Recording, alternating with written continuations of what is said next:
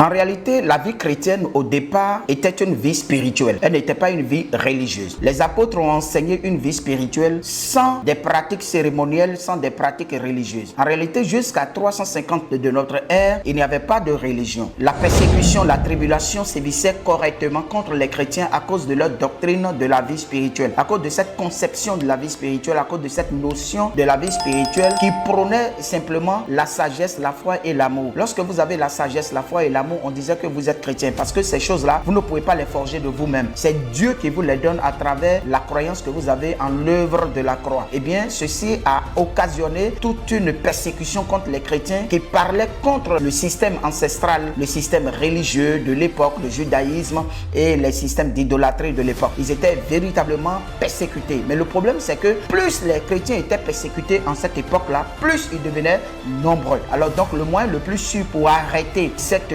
dynamique spirituelle était donc d'inventer une imitation, une contrefaçon et d'y tricher cette façon de fonctionner des chrétiens et maintenant de les concurrencer et de concurrencer le terrain avec eux en ce qui concerne la parole de la vérité. C'est ainsi que le diable a compris qu'il pouvait obtenir sans la violence ce qui n'était pas sûr d'obtenir par la violence. Alors donc, qu'est-ce qui va se passer? Et c'était au temps de l'empereur Constantin qui aussi était déclaré devenir chrétien. Et bien, depuis cette époque-là, il fallait créer la religion universelle qui allait donc rassembler tous ceux qui avaient diverses opinions de la vie chrétienne ou de la vie spirituelle, les rassembler en une unité. Alors donc, tout le monde devait adhérer à cela. Ainsi, il y avait des Grecs, des Juifs, des Romains et tout le monde confondu. Chacun avait sa conception, devait se retrouver donc dans une ambiance religieuse unique. Et c'est de là qu'est sorti le système de la religion. Il fallait maintenant bâtir un temple, il fallait trouver un jour spécial, il fallait organiser un culte, il fallait avoir des matériaux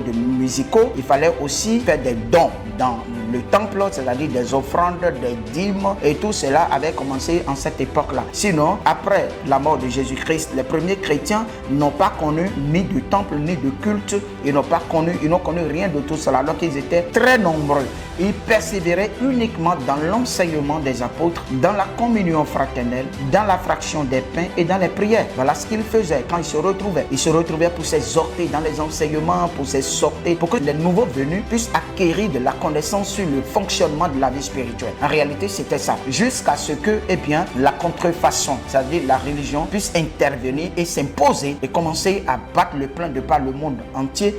Cette façon d'évangéliser le Christ était au profit de la religion. Et la première des religions à l'époque était cette église universelle qui était née à Rome. On l'appelait l'église universelle romaine qui était née à Rome et qui a commencé à évangéliser le monde à travers la colonisation pour s'imposer dans tous les pays, pratiquement dans tous les pays du monde, et qui est devenue aujourd'hui la première religion du monde d'ailleurs, et qui n'est pas de la volonté de Dieu. La volonté de Dieu, c'est que le chrétien puisse avoir une vie spirituelle indépendante et qui ne dépend que de Dieu. Cette vie spirituelle qui est illuminée de par sa connaissance, par le Saint-Esprit, et lui permet maintenant d'avoir une vie vertueuse, c'est-à-dire de manifester les vertus de Dieu et de forger maintenant un caractère vertueux à la conformité à la volonté de Dieu, sinon à la conformité aux vertus de Dieu. Et comme ça, il retrouve sa ressemblance en Dieu. Ce que nous avons perdu, c'est la ressemblance de Dieu. Nous sommes devenus haineux, il y a de la haine, de la méchanceté, il y a de la culpabilité. La raison du plus fort est devenue la meilleure dans le monde. Et la seule solution, c'est de recevoir les vertus de Dieu pour devenir une personne à part et non une personne à part entière. Parce que les hommes à part entière, on les connaît. Nous avons de l'animosité, de la méchanceté, nous avons de la haine et